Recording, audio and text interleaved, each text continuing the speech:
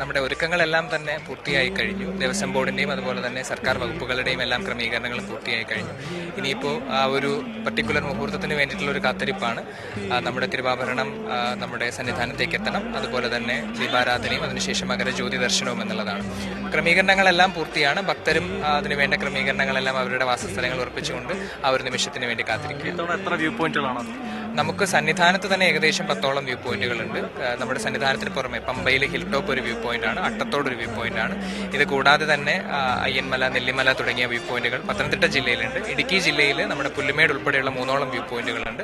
പ്രധാനമായും ഇതെല്ലാമാണ് വ്യൂ പോയിന്റുകൾ വരുന്നത്. അവിടെയും എല്ലാം ക്രമീകരണങ്ങൾ ജില്ലാ ഭരണകൂടത്തിന്റെ നേതൃത്വത്തിൽ നടത്തിയിട്ടുണ്ട്. ADM ആണ് ഞങ്ങൾ നോക്കുമ്പോൾ ഏറ്റവും യുവ ഒരു നേതൃത്വമാണ്. ഈ ശബരിമല ഡ്യൂട്ടി എങ്ങനെയാണ് അങ്ങ് നോക്കിക്കാണുന്നത്? ശബരിമല ഇതിപ്പോൾ 2ാമത്തെ വർഷമാണ് ADM ആയിട്ട് പോസ്റ്റിംഗ് കിട്ടുന്നത്. അപ്പോൾ തീർച്ചയായിട്ടും വ്യക്തിപരമായ ഒരുപാട് സന്തോഷമുണ്ട് ഈ ഒരു സന്നിധിയിൽ നിൽക്കാനും അതുപോലെ തന്നെ ഇവിടെ വരുന്ന ഭക്തർക്ക് സേവനം നൽകാനും സാധിക്കുന്നത്. അപ്പോൾ അത് തന്നെയാണ് എൻ്റെ ഏറ്റവും വലിയ ഒരു ഹൈലൈറ്റ് എന്ന് പറയുന്നത്.